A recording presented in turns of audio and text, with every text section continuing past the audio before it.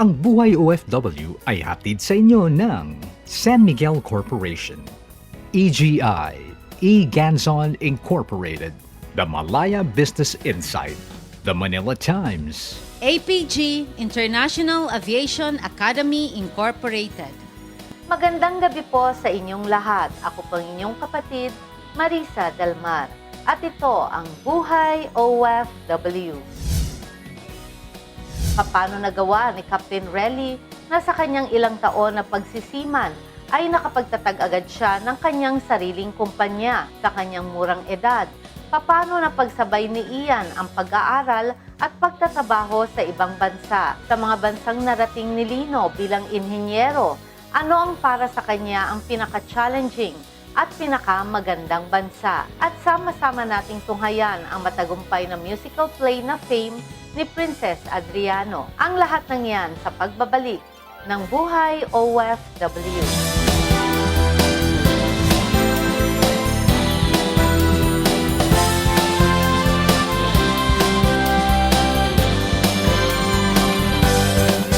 Ang MOPIA ay isang programa na nagbibigay parangal at pagkilala sa pagtitiyaga at pagtitiis at tagumpay ng ating mga OFW at kanilang mga pamilya sa kanilang mga minimithi sa buhay, minimithi nila para sa pamilya, sa komunidad, kasama na doon sa buong bansa. Yung MOPIA, 11 years na yan. Nag-start yan ng 2005. Meron pa lang tayong 3 categories noon, national categories. One is meron tayong Model OFW Family for Luzon, or Visayas and Mindanao. But 2008, binago yun. Nagkaroon lang tayo ng dalawang national awardees. One is Model OFW Family of the Year Award for the sea-based sector and another one for the land-based sector. Meron na rin tayong special awards. One is sino ang matagumpay sa larangan ng entrepreneurship at isa yung kanilang community projects. Ito ay pinangungunahan ng ating kalihim ng paggawa at hanap buhay, Secretary of Labor and Employment, kasama dyan ang ating administrator, kasama ang Undersecretary ng Labor, yung aming cluster head sa social protection, at itong representative ng mga institutional partners, at saka ating representative from the land-based sector, at saka representative from the sea-based sector. 500,000 lang naman ang binibigay sa bawat national awardee for a total of 1 million. Tapos meron silang trophy and plaque na binibigay namin sa kanila. At yung mga institutional partners natin, nagbibigay din sila ng mga appliances na magagamit nila sa kanilang pamumuhay.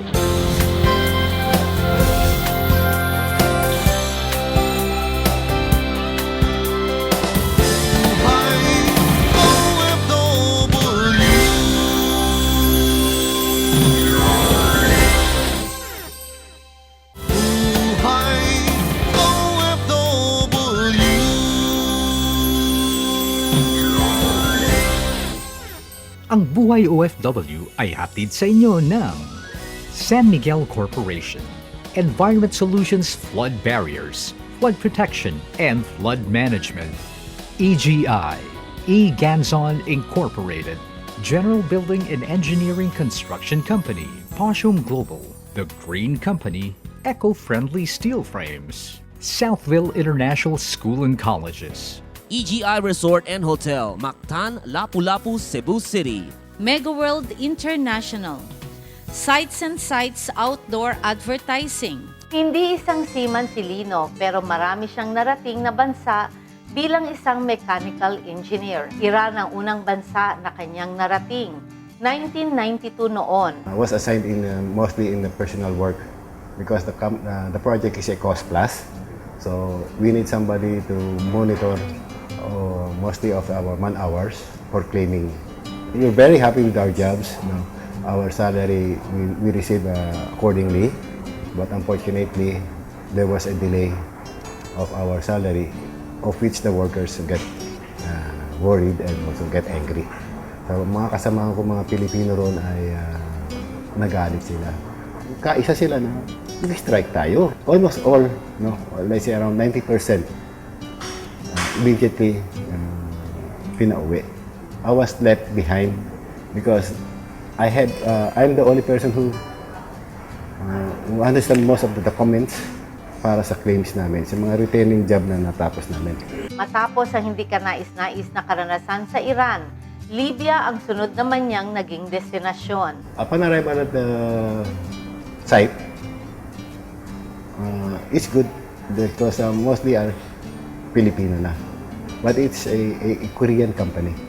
Every weekends, we have to go to a little town to fall in line just to have a telephone call. After Libya, pinadala naman siya sa Vietnam. Bukod sa hirap sa komunikasyon, nakaranas din si Lino ng resistance mula sa mga tao sa Vietnam. Kune-question nila kung anong ginagawa ni Lino sa kanilang bansa. Most of the Vietnamese are asking us, why you are here? Huh? We can do the job. I honestly tell them, yes, you can do the job. But it was your government who asked us to apply the international standards. No? What do you mean by international standards? No? Technically, we are following international standards. We have the American standards and the British standards in terms of engineering. So, that is your government want us to do.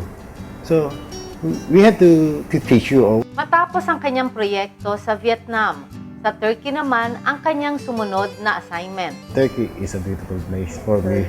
Yeah, because why? They have so many historical places. So I've been to the Troy. I've been to the old Alexandria. I've been to the Port of Chan. So it's a good, memorable experience to me going to Turkey. However, something happened. Nagkaroon ng hindi pagkakaunawaan ang kanyang kumpanya at ang main contractor sa Turkey. Kaya kinakailangan siyang i-recall. Kulang-kulang 6 na buwan lang ang tinagal niya sa Turkey at inilipat na siya sa Indonesia. The same Italian company where I do the fabrication job, the erection work, and the commissioning. What we are doing there is a handling system. When we say about a handling system, it's about conveyor system, transferring of one material to another place. No? So, we also build some machines. Mostly of my jobs are power plants. Habang nasa Indonesia, sinabihan siya ng kanyang boss na kinakailangan niyang magpunta sa Iran para mag-troubleshoot ng nasira nilang makina doon. Labag man sa kanyang kalooban, walang nagawa si Lino kung hindi sumunod sa kanyang amo. The problem is when we arrive to the town, from the town to the site is around 300 kilometers. So that's a 3 hours travels. And 100 kilometers from the site, there is no house, there is no, what we call it, a community. So all the place are a mining. Yung place is a mining or place, no, whereby 50 kilometers from that place is the uranium mining. You will not believe I am the only Filipino who was there. No other Filipino than me. No? So, medyo worried ako. Takot ako. No? And then, some people told me, Sir, you're the first Filipino who arrived on this site. Kaya naman tinapos niya ng 3 buwan ang trabaho na dapat sana ay 4 na buwang kontrata. Dahil doon, muli siyang ni-request ng site director na muling bumalik ng Iran. It's a performance job whereby they have to pay our company more than $500,000. So that's what my boy told me. So I had to explain to my wife. Dahil sa mahal ni Lino ang kanyang trabaho, kahit pa delikado, ay bumalik siyang muli ng Iran. Sa akin kasi, I love my job. I love my work. That inspire me to do the job. No? Kasi I always tell other people, na if you don't like or you don't love your job, don't do it. No? If you love your work, the salary doesn't matter at all. No? Kasi yun ang ano mo eh, you're happy. Especially when you do something and later on, you see the machine is running, you see it's performing well, or there are some minor problems. Pero happy ka. Yung sa puso mo talagang hindi nila kayang, hindi nila kayang itumbasan eh. Muling nakabalik ng Vietnam si Lino noong taong 2007, bilang fabrication supervisor. Laking gulat at tuwa niya nang makita ang dating kasama na mataas na ang posisyon sa dati niyang kumpanya. He's the person always asking me. No? Since he's good in English, he can communicate very easily. So I try to teach him. I try to give him good information. So you do this like that, in international, like that. Now when I come back, he's staying in that company. I don't believe, but he is now the vice director of the company. I'm so happy. At least yung nakita ko yung tao na natulungan mo, kahit hindi mo kalahi, umasenso. Although us, of course, we'd like to umasenso, but there is some policy na hindi mo pwedeng baguhin. Since we are the Filipino, I'm not working in a Filipino company, so my position is limited. But the trust or the confidence of my boss is there. It's very high for me. Nakarating din ng Saudi Arabia si Lino. Ayaw sana niya, pero naisahan siya ng kanyang boss. Inimbitahan muna siya na magbakasyon sa kanilang main plant sa Japan. Matapos noon, ay saka siya pinadala ng Saudi Arabia. Tumagal siya ng 2 taon doon. Kung susumahin, may 23 taon din siyang nag-OFW. Always do your job, not your job. Do it properly. And remember, you are an ambassador of the Philippines. You are representing the Filipinos. So, huwag mong pababayaan yung Class A natin na mawala. No? They always recognize us as a Class A worker. So, do it, perform it properly. Bukod sa pag-aaral ng kanyang mga anak, kung saan napatapos na niya ang kanyang panganay at kasalukuyang nasa Saudi na ngayon, nakatulong din siya sa pag-aaral ng kanyang mga pamangkin. Sa susunod na Buhay OFW, ano ang mga masasayang karanasan ni Captain George Guerrero sa kanyang pag-iikot sa buong mundo bilang seaman? Bakit tunay nating maipagmamalaki ang angking galing ni OFW Eduardo Ursia? At aalamin natin ang damdamin ng isang ina na may 4 na anak na pawang mga nagtatrabaho sa ibang bansa. Magkita-kita po tayo muli sa susunod na Buhay OFW.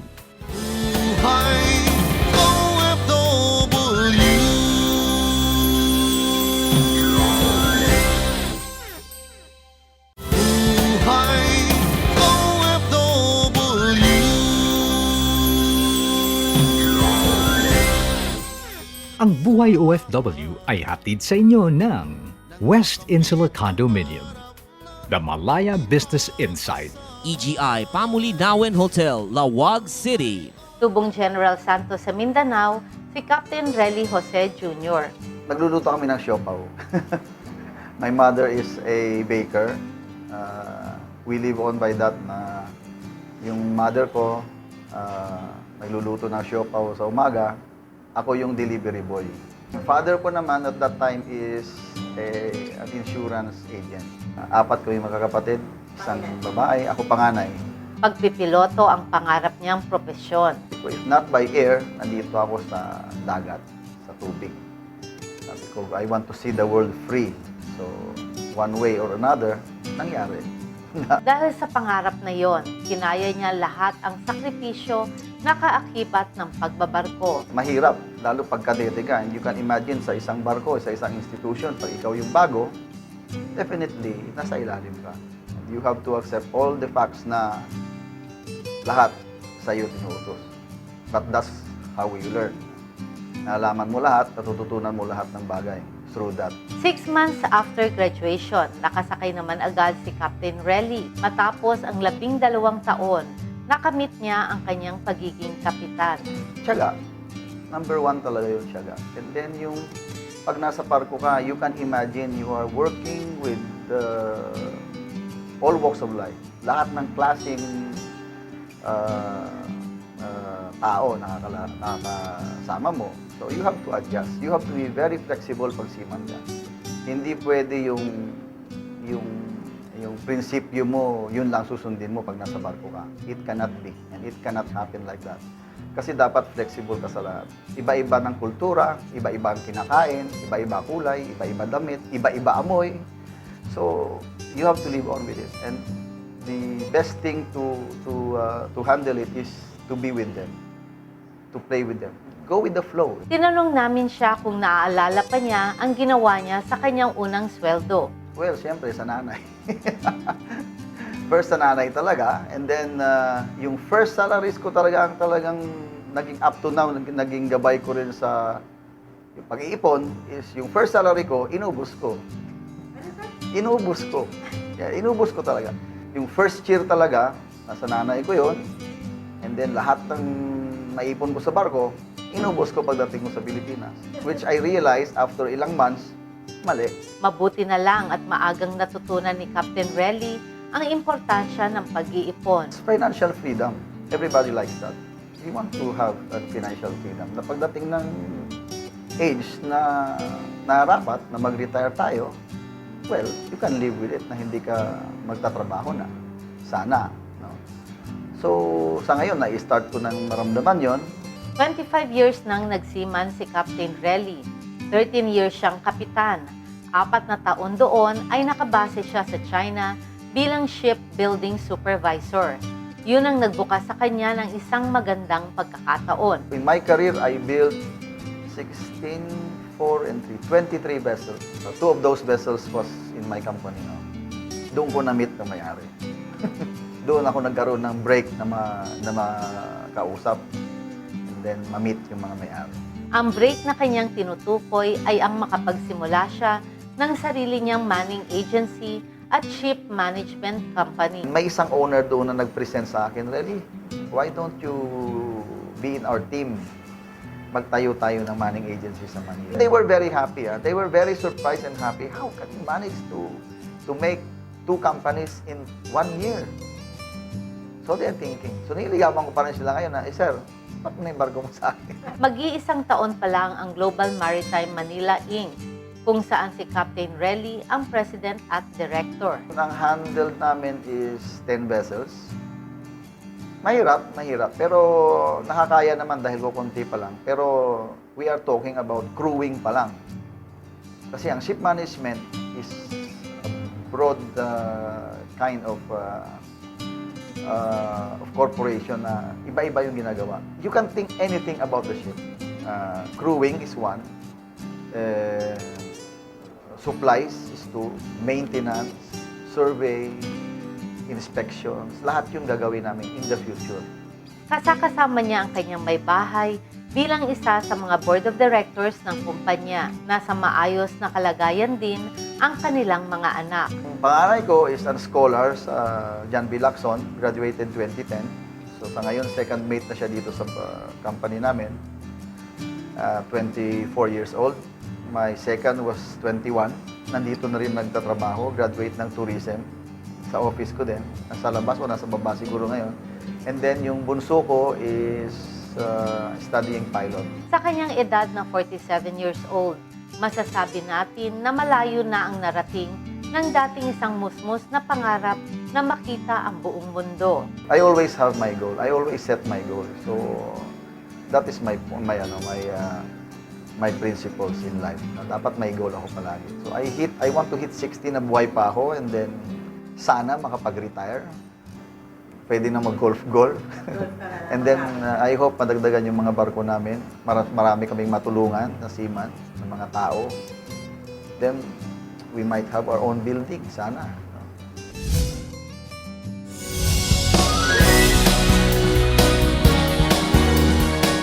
Naimbitahan po ang Buhay OFW sa pagdiriwang na ika-85 taong anibersaryo ng Saudi National Day, kung saan naroon bilang panauhing pangdangal ang Saudi Ambassador to the Philippines na si Ambassador Abdullah Hassan.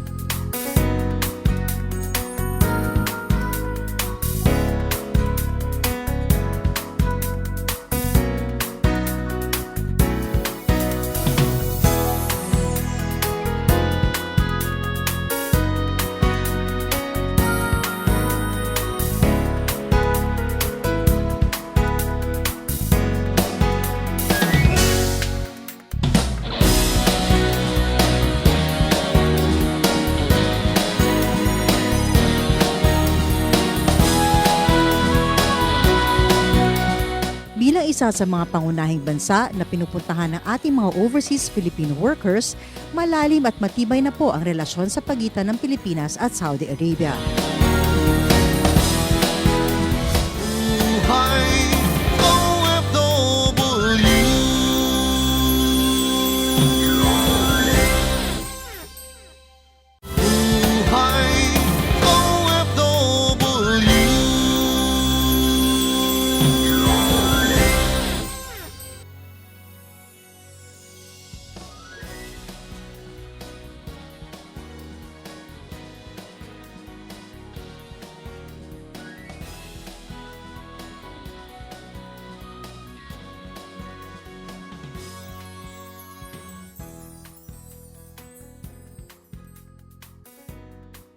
EGI Albergo di Feroca Hotel, Baguio City, where every day is a holiday. APG, International Aviation Academy Incorporated. Black Pearl Wellness Institute by Marisa Del Mar. Mega World International. Jet Water Heater.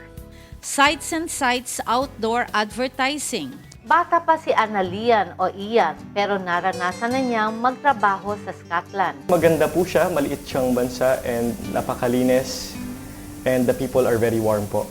More on sightseeing talaga doon, mga road trips po. You can go to the highlands. Napaka-rich in history po nung bansa nila. Especially yung mga castles po nila, napakadami.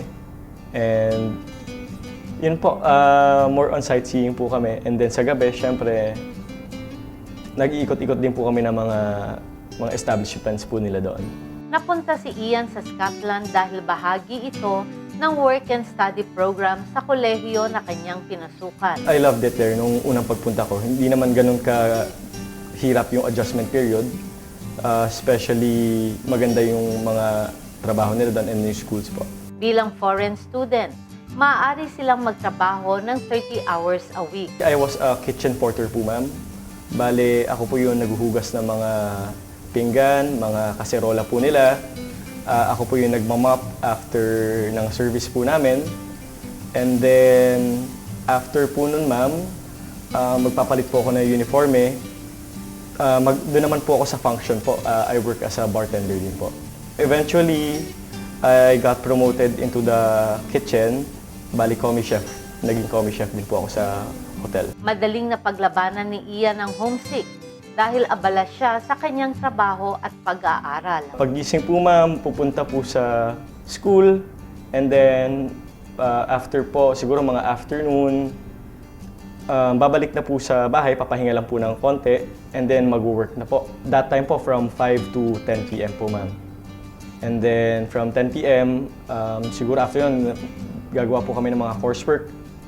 And napakalaking tulong po yung mga kasama kong Filipinos din po doon namin. Tutulungan po kami sa studies, yung mga nagka-catch up po kami ng isa't isa, especially pag, yun nga po ma'am, pag nagtatrabaho, medyo mahirap din po kasi i-balance sa studies. So, yun po, napakalaking tulong po ng mga kasama kong Pilipino rin po doon. Bukod sa mga Pilipino na kapwa niya estudyante doon, meron din siyang mga nakilala na OFW sa Scotland. May nakatrabaho po ako nag-apply din doon. Kitchen porter din po siya. And then, syempre yung mga tao rin po from the outside, bali mga nurses. More on sa medical field po ma'am eh. Sa mga nursing homes po, hospitals and clinics, mostly medical field po yung mga nakilala po namin. Dahil sa plano niya magtayo ng sariling negosyo pag uwi ng Pilipinas, inipon niya ang perang kinita niya sa Scotland. Bukod sa pera, may mahalagang aral na natutunan si Ian sa kanyang pag-abroad. The value of hard work and the value of, syempre, money. Di pala ganun kadaling kumita ng pera. And you have to be smart with regards, kailangan sa budgeting mo. I helped my mom then pay a part of my tuition then. So, yun. And then mostly the value of saving then. Kasi the money that I earned there, nadala ko po dito sa Pinas. And then, yun po, nakapag-start po ako ng small din na business nun din po on the side. Kasalukuyang nagsasanay si Ian sa kanilang family-owned agency dahil pagdating ng tamang panahon, sa kanya iiwan ang pamamahala nito. Tinutulungan po namin yung mga nag-a-apply po, ma'am. Especially, not all of them are as fortunate as us. Kailangan talagang intindihin mo kung saan sila nanggagaling and ba't nila gusto magtrabaho po abroad. Kasi syempre, at the back of every OFW, may pamilya na sinusuportahan po yan. May rason po yan para mag-abroad. So, I took my experience and talagang tinitingnan ko po yung pagtulong talaga sa mga aplikante po namin. Sa mga mag-abroad, mas maganda na you prepare your heart and your mind to your goal. Kasi for every contract, dapat porsigido ka at alam mo yung gagawin mo. Especially saving. Hindi naman po pwedeng labas ka na lang ng labas sa bansa. You have to have a plan na you have to save enough money until such a time na meron ka ng ipon na makapagsimula ng sariling negosyo or sariling sideline para at least to support the job that you have. Sa susunod na Buhay OFW, ano ang mga masasayang karanasan ni Captain George Guerrero sa kanyang pag-iikot sa buong mundo bilang seaman? Bakit tunay nating maipagmamalaki ang angking galing ni OFW Eduardo Ursia? At aalamin natin ang damdamin ng isang ina na may 4 na anak na pawang mga nagtatrabaho sa ibang bansa. Magkita-kita po tayo muli sa susunod na Buhay OFW. Buhay OFW.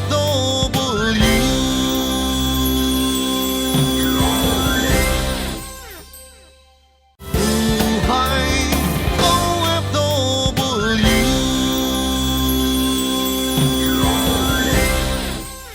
Ang Buhay OFW ay hatid sa inyo ng San Miguel Corporation. Drive it. EIFS Systems, as green as it gets. Southville International School and Colleges.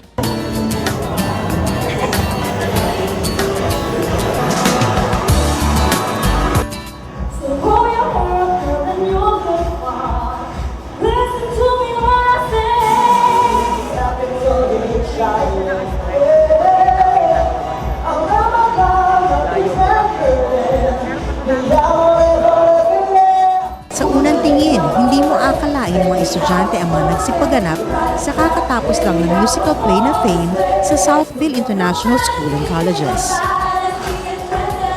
Very professional ang kanilang performance at kitang-kita ang kalidad sa kabuuan ng musical production na talagang pinaghandaan at pinagsikapan pagandahin ang kanilang presentation.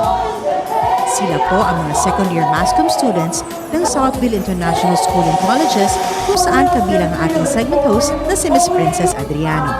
Taon-taon ay kinakailangan nilang gumawa ng musical production base sa napiling play ng teachers at dean ng arts department. For this year, ang movie at musical play na Fame ang napili nila i-adopt.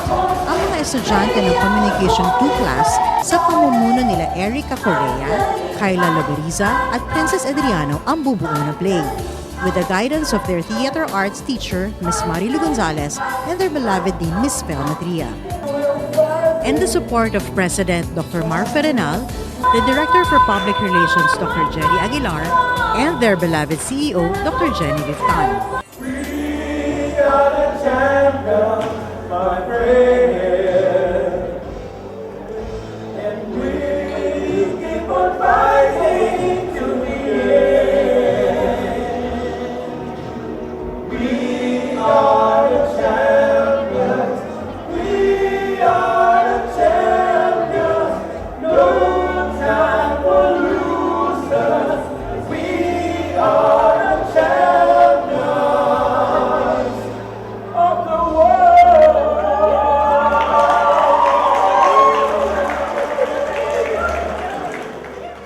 Nagkaroon ng auditions para sa mga characters na gaganap.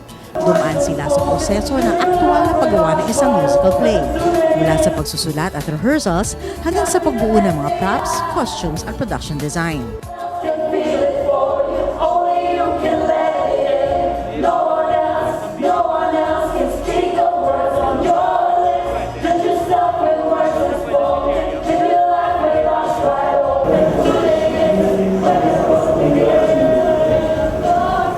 So we're at the same time, you guys. We're being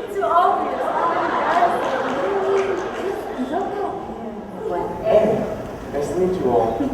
This is gonna be the best day of my life. My life. This is gonna be the best day of my life. My life. Priorities. Priorities? Yeah, like what?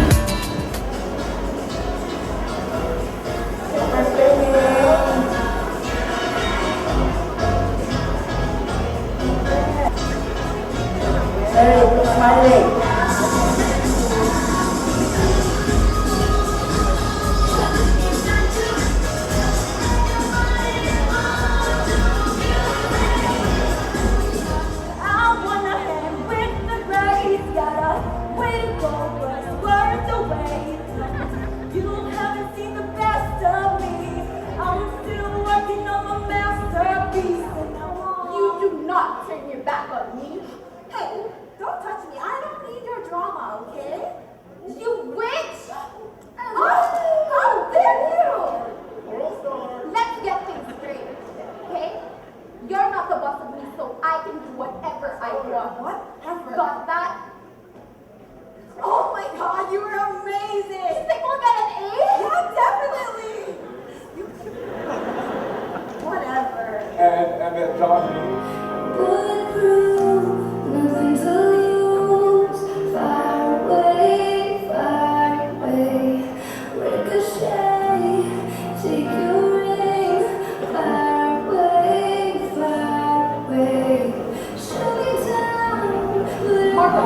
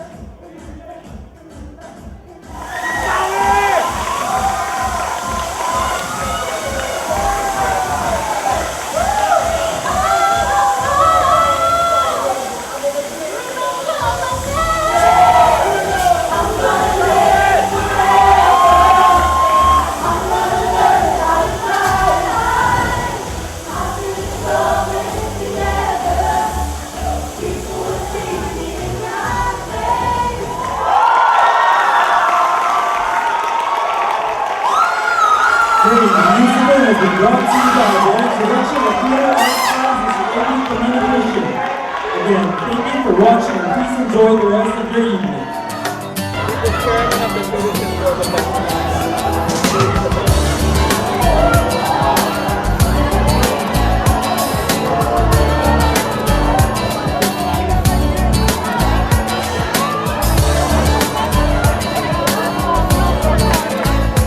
All students who took part heard a lot from the process at nais nilang pasalamatan ang mga sumuporta sa kanilang musical, from their teachers, co-students, sponsors at sa lahat ng mga tumulong to make this year's musical a success. Sa susunod na Buhay OFW, ano ang mga masasayang karanasan ni Captain George Guerrero sa kanyang pag-iikot sa buong mundo bilang seaman? Bakit tunay nating maipagmamalaki ang angking galing ni OFW Eduardo Ursia? At aalamin natin ang damdamin ng isang ina na may 4 na anak na pawang mga nagtatrabaho sa ibang bansa. Magkita-kita po tayo muli sa susunod na Buhay OFW. Ang Buhay OFW po ay handang magbigay impormasyon, tulong at serbisyo anumang oras, anumang araw. Ako po ang inyong kapatid na handang maglingkod, Marisa Del Mar. Kakampi, kaibigan at kapatid ng mga manggagawang Pilipino sa buong mundo. Ito ang Buhay OFW.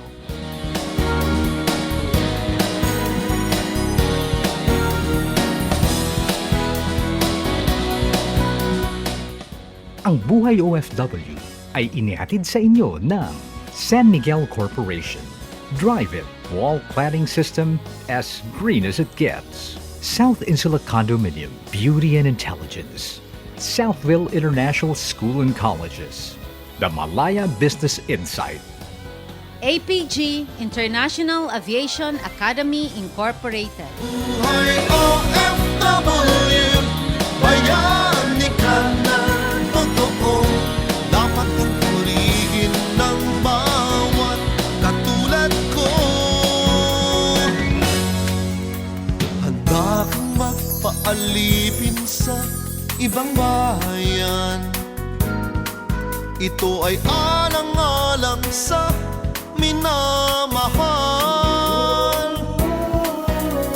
Isusugal ang buhay kung kailangan nang ang mga minimithi ay makamtan.